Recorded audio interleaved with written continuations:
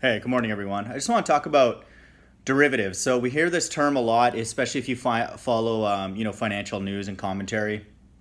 In particular, companies like Deutsche Bank who have derivative exposure.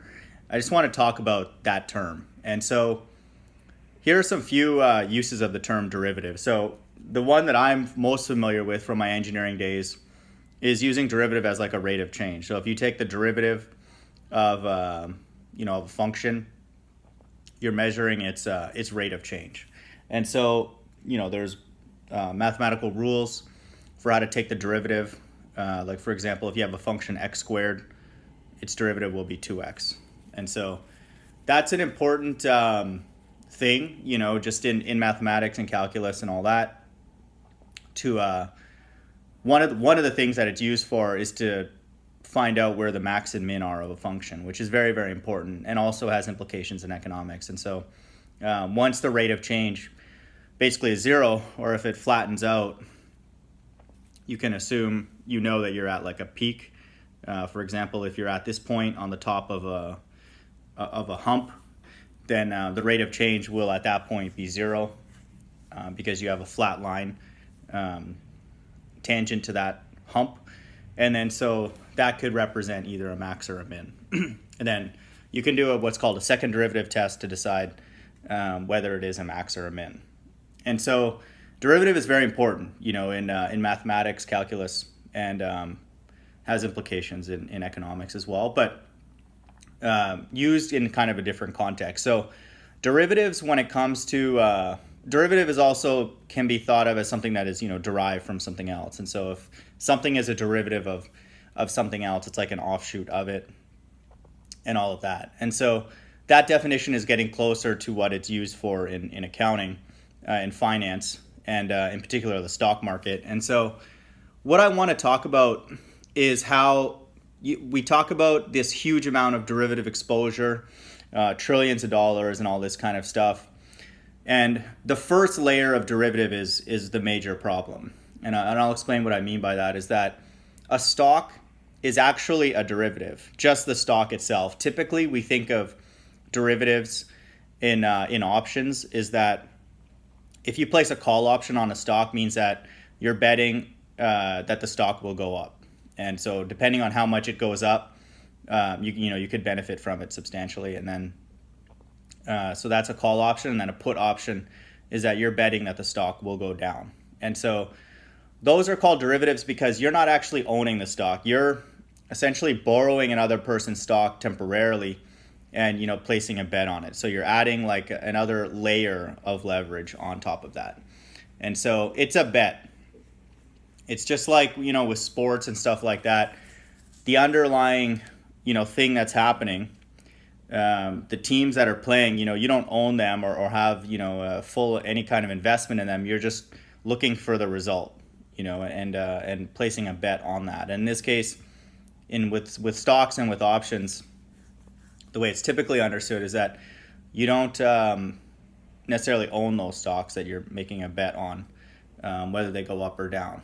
And so you're allowed to trade these things called options, and they allow you to have more immediate result if the stock goes up or down. Instead of having to buy the physical stock itself, the actual paper, the ownership of the company, and then wait for it to go up or down and then cash out. Here you can borrow other people's shares for a temporary, more of typically a short-term wager, and then if in the short term those group of stocks that you've now borrowed go in the direction that you bet, you can get a more immediate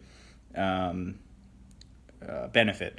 And the concept of derivative is kind of twofold. It's like you're deriving potentially money from an underlying asset that's being traded, like a stock, but also the notion of the derivative itself is, like I said, the rate of change, and you get a stronger benefit if the rate of change is substantial in your direction, and you also get penalized grossly if it goes in the opposite direction immediately. And that's not to say it cannot, if you're betting for it to go up and it goes down and then meanders back up, before the option expires, you can still profit from it. But typically they're used in the shorter term on the order of like even less than a day, and then a day or a week, months, but typically not longer than that, even though they are available if you want to just bet that the Dow at the end of this year will be at a certain amount.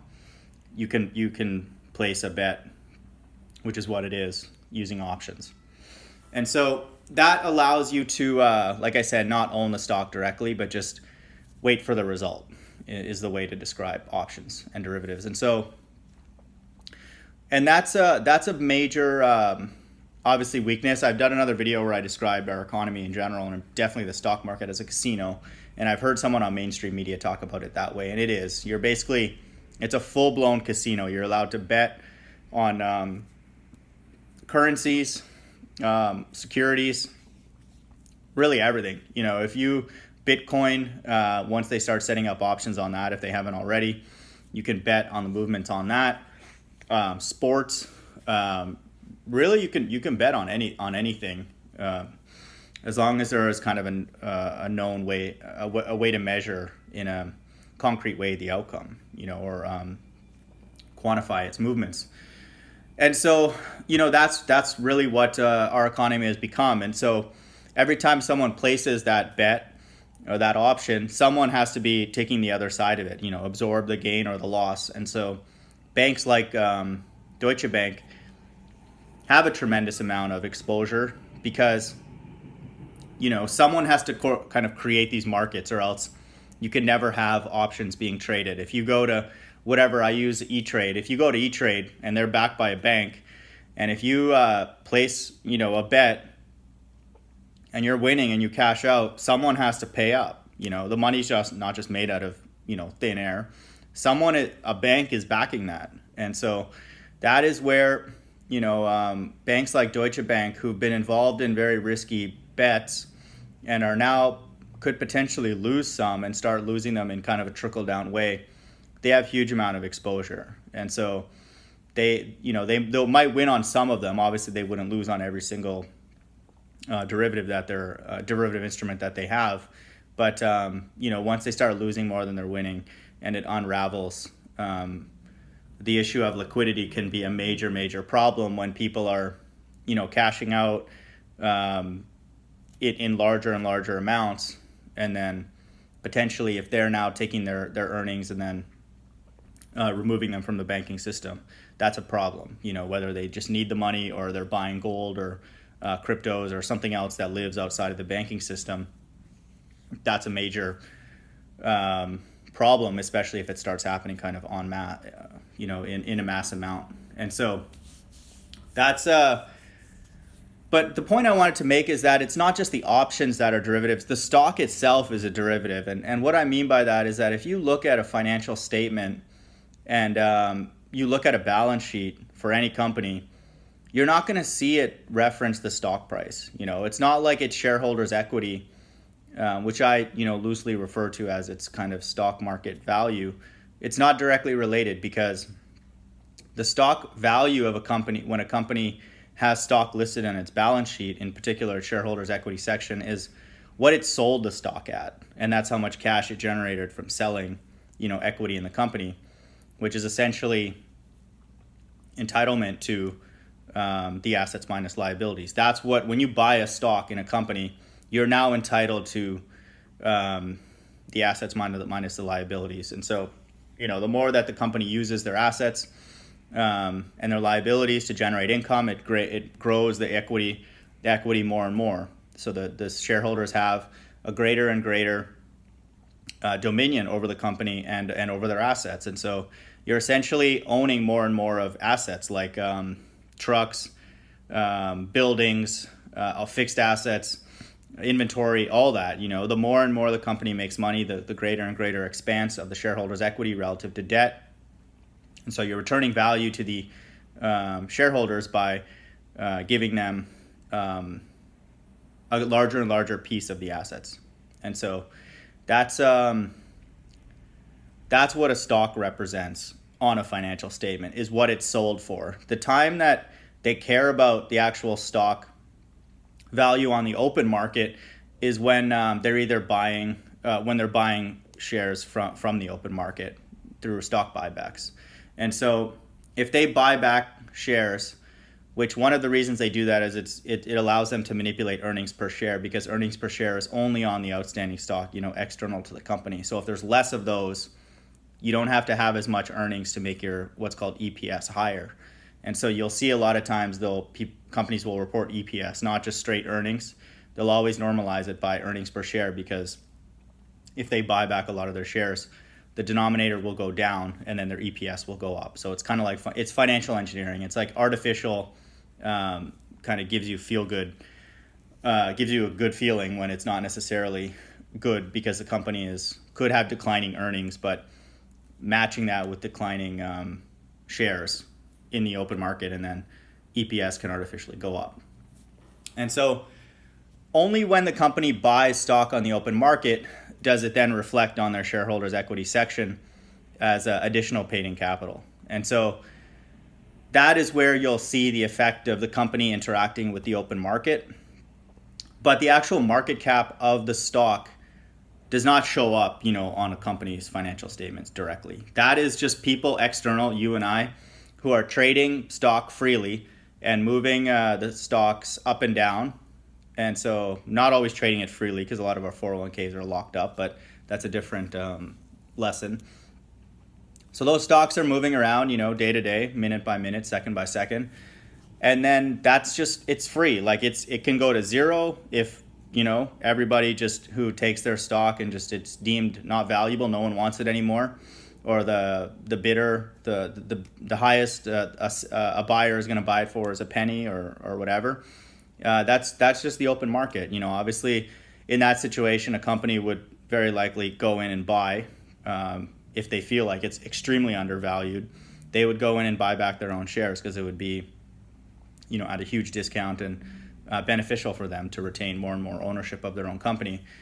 But it's free to do that. In an unobstructed market, and all that, there's no reason. And if a company is like Enron and all that has been known to be cooking their books, and just no one wants their stock anymore, and just everybody's selling, literally everybody's selling. I mean, you're going to get people who sell at first, and then eventually, if it's pretty much everybody who's aware of a scandal or something in the news really affects a company's ability to operate. It's like it would be similar to like even the Arthur Andersen situation with Enron. If you have like an accounting company that's caught in a scandal and it's kind of known that they were complicit in it, that their stock's going to go to zero, because that, especially a company like an public accounting company, they're only as good as their integrity. So the big four used to be the big five. And so when Arthur Andersen went down from that Enron debacle, it tanked their stock, as well, or their perceived value in the markets. And so in a sense, the stocks that we trade are actually derivative instruments, and they should be related to what's going on in the company. The book value of the stock, one would think that it's reflective of the stock trading amount, and one would think that the stock trading amount would most of the times be at least the book value or higher. It's not like the book value, the company's doing extremely well, but there's just the stock's trading at like 1/10 of the value. I'm sure that that's happened in the past, but that would also probably mean that the sentiment of the investor community is that there are dark days ahead, for that company.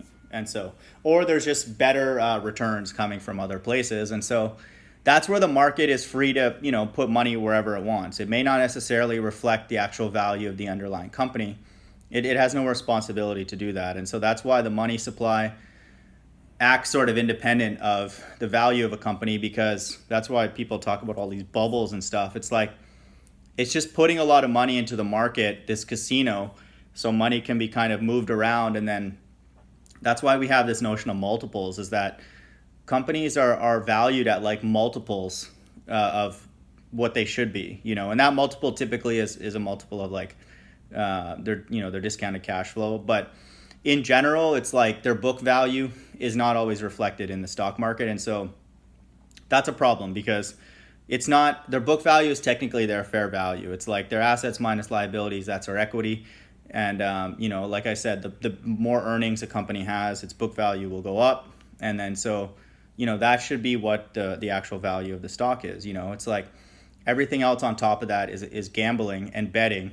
And that's what a stock is. There's people who are like you and I, we're all buying and selling, and then we're betting on things going up and down. And so that's the first layer of derivative is actually just the stock market itself. And then there's a second layer of derivatives called options, which then now you can place a bet on the stock, which is a derivative of the underlying company's performance. And then I'm sure there are even higher order, derivatives that can be placed on that.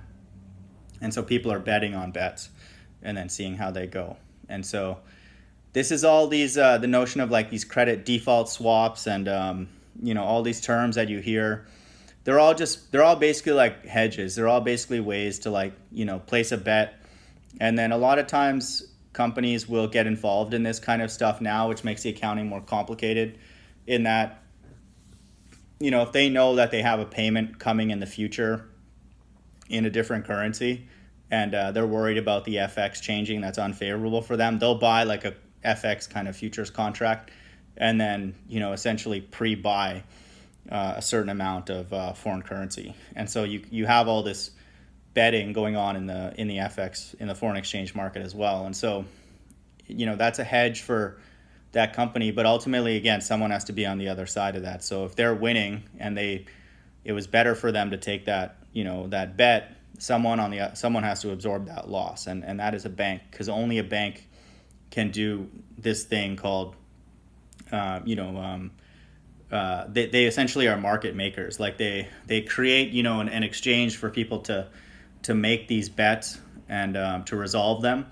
And, ultimately this whole thing eventually, the winners will be decided and the losers will be decided. It's like when there's this much betting going on, you cannot have everybody win simultaneously. That's just the law of gambling. And so we see what I suspect happens kind of in the deeper network of things is that certain banks are kind of given priority and they're given like the better bets that are more likely, like the Goldman Sachs and the Morgan Stanleys and all that. They're given kind of like the primary, investments. And then so there are like lower level banks, even though they're on the forefront, like Deutsche Bank, Commerce Bank, and all these other ones that, in my opinion, are kind of on the other end of bets that are known to not work out in their favor. And so there's a hierarchy in terms of the banks as well. And I think that it'll just take, one or two of them to collapse to, really trickle through the entire system. And then once people start going to their bank accounts and then, needing physical cash or, just getting it out to just out of fear, that's when you have bank runs, because all these options and stuff are being traded on credit. It's not real physical paper money. And so once you ever have a situation, whatever causes it, where a significant amount of people go to their bank account and not even withdraw their entire bank balance, that's when you're going to start to see that this whole thing will unravel. And in my opinion, that will be the point where governments will have to intervene and say that cash no longer exists. Your money is still there. It's still quote unquote good, but don't try and take it out because it's not real. It's not physical. And they may actually collect all of the physical amount and then, give people credit for it in their banking system. And so to me at that point, that's when the whole thing is decided. Paper money doesn't exist because it's obviously the thing that could crash the market on our end. And so they would obviously not want that to happen. And then so paper money will have to go away. All the bets will be settled. And then to me, that's why I think there is one of the largest, probably the largest wealth transfer happening right now in human history. And so, to me, the safer thing to do, what I'm doing just for my personal thing, is having, physical gold and silver, because, that's something that is known to be of value. I have some amount of cryptos because I feel like once the bets are placed and everything is digital, one would think that the pipelines in the cryptocurrency are going to be kind of lubed up, with all this credit, and then the value should go up. and then foreign currency is a good thing too. Don't necessarily have to go into one foreign currency, but again, just having a diverse number, means that someone's going to win and lose. So if you're in enough different ones, you'll be in enough buckets that you'll win some and lose some, or hopefully win more than you lose. And so diversity is key across whatever things that you're invested in. And just being invested in the U.S. stock market to me is a really bad idea, in particular with how much it's been struggling lately. But in general, even if times are good, it's a bad idea to just invest into one market and that type of thing. Really, if none of us invested in the stock market with the amount that we do, or have kind of been coerced into doing by our companies, like, this whole system could not exist the way it is. CEOs could not be paid as much as they do because they're getting paid from our 401k. Once this stock market, which is actually a derivative of the underlying companies, once that gets filled up, with more and more money, and through, every month, automatically deducting from our paycheck and putting some amount in our 401k, that coupled with, central bank intervention, building and building, growing the amount of money in the stock market, that's when, CEOs and executives are paid in stocks. And then they have an incentive now to drive that stock market value up, even if it's perceived. And then so they'll be very aggressive in their revenue growth and their margins, income. And then they'll drive it up in the short term and then cash out. And so that's essentially, the stock market is basically a way for all of us to collectively pay the leadership, of the world and the executives. And so we're financing our own enslavement through the stock market. And so just wanted to put that out there just to get the concept of a derivative, because people, I think, will start hearing that more and more, especially if you follow these banks that are in trouble and have this quote unquote huge derivative exposure like Deutsche Bank. It's important to get a sense of like what a derivative is, and really just think of it as a bet. You're placing a bet, and you have a desired outcome, and if it goes in that way, then you've benefited, and if it doesn't, you lose, and then the entity on the other side of that will most often be a bank. Okay, hope everyone was doing well. Take care. Bye.